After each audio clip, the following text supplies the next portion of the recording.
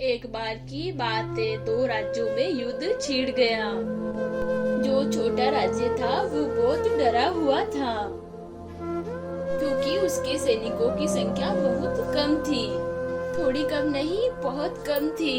दुश्मन के पास अगर 10 सैनिक थे तो इस राज्य के पास केवल एक सैनिक था। इस युद्ध के सेनापतियों ने भी युद्ध पर जाने से इनकार कर दिया, क्योंकि जीत की कोई आशा नहीं थी। इसलिए राजा भी सेनापतियों से कुछ ना कह पाया।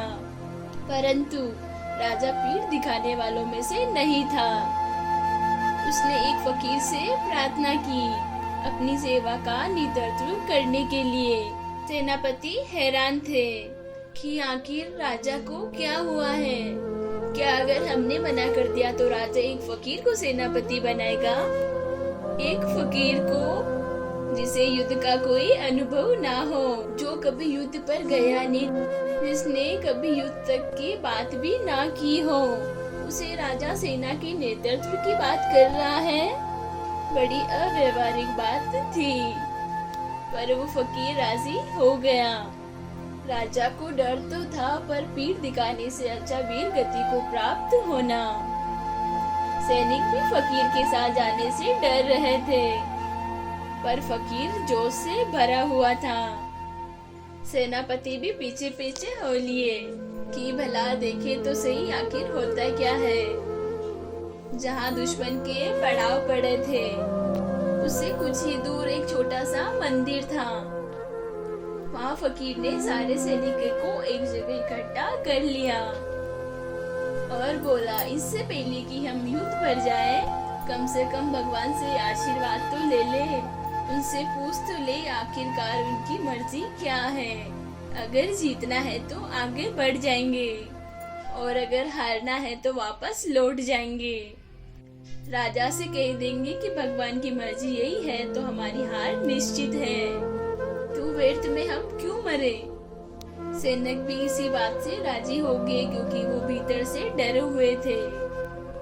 उस फकीर ने हाथ जोड़कर आंख बंद कर भगवान से प्रार्थना की। अपनी झोली से एक सिक्का निकाला और भगवान से कहा, हे भगवान, ये सिक्का मैं ऊपर उछालूंगा। अगर ये सीधा गिरा तो जीत हमारी होगी, और अगर ये उल्टा गिरा तो हमारी हार निश्चित है। प्रभु, अब सब तेरे हाथ में है। सभी की नजर उस सिक्के पर टिकी हुई थी।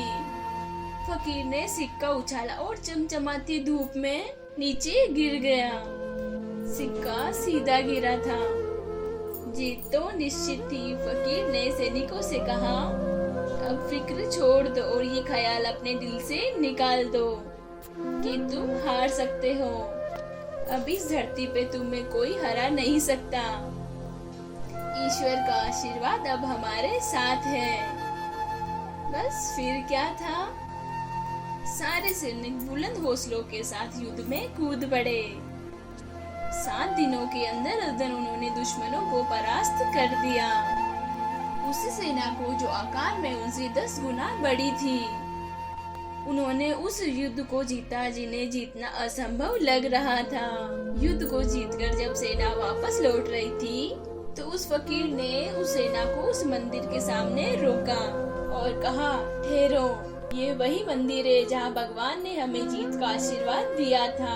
कम से कम रुककर भगवान को धन्यवाद तो दे दे। सारे सैनिक रुके और हाथ जोड़कर भगवान से प्रार्थना करने लगे, हे ईश्वर, तेरे इशारे और तेरी कृपा से ही हम जीते। तू अगर इशारा ना करता तो हम हार चुके थे। फकीर ये सब देख रहा था। सैनिक जब प्रार्थना करके वापस लौटने लगे तो फकीर ने कहा, ठहरो, कम से कम इस सिक्के को भी देख लो जिसने हमारी जीत का फैसला किया था। फकीर ने सिक्का निकाला और सैनिकों को दिखाया। सिक्का दोनों तरफ से सीधा था, उसमें कोई उल्टा हिस्सा था ही नहीं। उसे तो जैसे गिराओगे उसे सीधा ही गिरना था।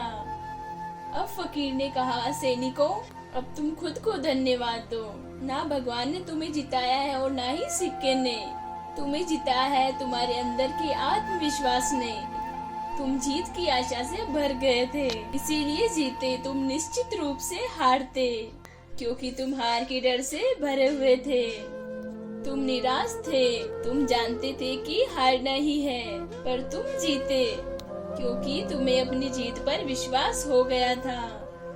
दोस्तों, जीवन में सफलता इस बात पर निर्भर करती है कि हम जीत की आशा से भरे हुए हैं या हार से डरे हुए हैं।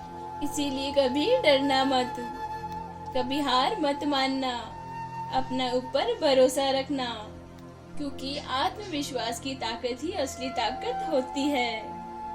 किसी ने कितनी प्यारी बात कही है, जब दुनिया ये कहती है हार मान लो, तो आशा धीरे से कानों में कहती है एक बार फिर प्रयास करो। फिर मिलेंगे दोस्तों अगली वीडियो के साथ।